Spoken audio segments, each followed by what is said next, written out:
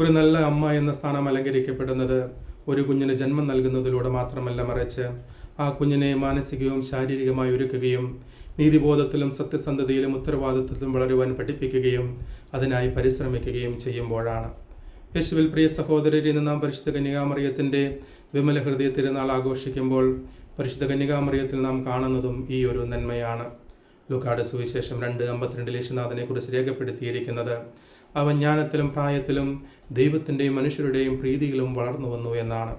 ഇപ്രകാരം ദൈവികവും മാനുഷികവുമായ മൂല്യങ്ങൾ യേശുനാഥനിൽ ഉണ്ടായെങ്കിൽ തീർച്ചയായും പരിശുദ്ധ കന്യാമറിയം ചെറുപ്പം മുതലേ നൽകിയ ശിക്ഷണത്തിൻ്റെ ഭാഗമാണ് എന്ന് നമുക്ക് നിസ്സംശയം പറയുവാനായിട്ട് സാധിക്കും.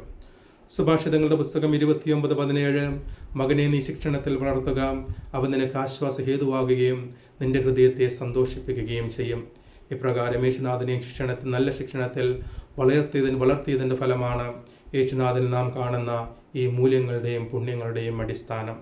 എന്നാൽ പരിശുദ്ധ കന്യകാമറിയം യേശുനാഥനെ ഇപ്രകാരം വളർത്തിയത് പരിശുദ്ധ കന്യകാമറിയത്തിൻ്റെ ജീവിതത്തിൽ സങ്കടങ്ങളും വേദനകളും സഹനങ്ങളും ഇല്ലാതെ സന്തോഷം മാത്രം അനുഭവിച്ച ഒരു വ്യക്തിയായതുകൊണ്ടാണ്? തീർച്ചയായിട്ടുമല്ല.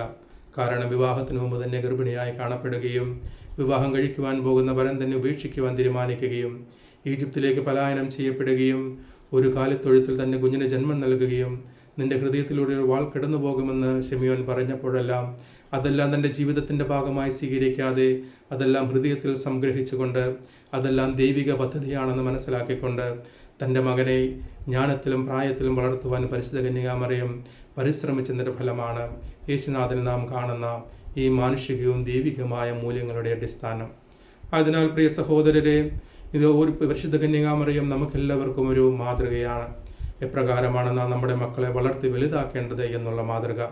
പലപ്പോഴും ജീവിതഭാരങ്ങൾ നിമിത്തം, കുടുംബ പ്രശ്നങ്ങൾ നിമിത്തം, സാമ്പത്തിക ബുദ്ധിമുട്ടുകൾ നിമിത്തം, ശാരീരിക പ്രശ്നങ്ങൾ നിമിത്തം നാം എല്ലാവരും മറന്നു പോകുന്ന ഒരു കാര്യമാണ് മക്കളെ നീതിയിലും സത്യത്തിലും നേർമയിലും വളർത്തുക എന്നുള്ളത്. എന്നാൽ പരിശുദ്ധ കന്യകാമറിയം നമ്മെ ഓർമ്മിപ്പിക്കുന്നത് നമ്മുടെ ജീവിതത്തിൽ എന്ത് കുറവുകളും ബുദ്ധിമുട്ടുകളും ഉണ്ടെങ്കിലും നാം മുടക്കം വരാതെ ചെയ്യേണ്ട ഒരു കാര്യമാണ് മക്കളെ സത്യസന്ധതയിലും നീതിബോധത്തിലും വളർത്തുക എന്നുള്ളത്.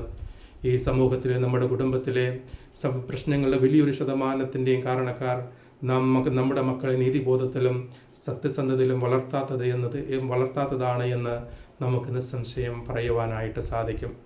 യോഹന്നാന്റെ സുവിശേഷം 19:27 ഇതാ നിന്റെ അമ്മ എന്ന് പറഞ്ഞുകൊണ്ട് പരിശുദ്ധ കന്യകാമറിയത്തെ യോഹന്നാൻ ഏൽപ്പിച്ചു കൊടുക്കുന്നതിലൂടെ നാം കാണുന്നത് യേശുനാഥന് തൻ്റെ അമ്മയോടുള്ള വാത്സല്യത്തെയും സ്നേഹത്തെയുമാണ്. എന്നാൽ ഈ കാലഘട്ടത്തിൽ മാതാപിതാക്കൾക്ക് വയസ്സാകുമ്പോൾ അവരെ ഒരു ഭാരമായി പരിഗണിക്കുന്നതും വൃദ്ധമന്ദിരങ്ങളുടെ എണ്ണം കൂടുന്നതുമെല്ലാം ആ ഒരു മൂല്യം നമ്മുടെ ജീവിതത്തിൽ ഇല്ലാത്തതുകൊണ്ടും നാം നമ്മുടെ മക്കൾക്ക് നല്ല മൂല്യങ്ങൾ പകർന്നു കൊടുക്കാതെ അവർക്ക് വേദന എന്തെന്നറിയാതെ സഹനം എന്തെന്നറിയാതെ സന്തോഷവും സുഖസൗകര്യങ്ങളും മാത്രം നൽകി അവരെ വളർത്തിയത് കൊണ്ടുമാണെന്നും നമുക്ക് നിസ്സംശയം പറയുവാനായിട്ട് സാധിക്കും.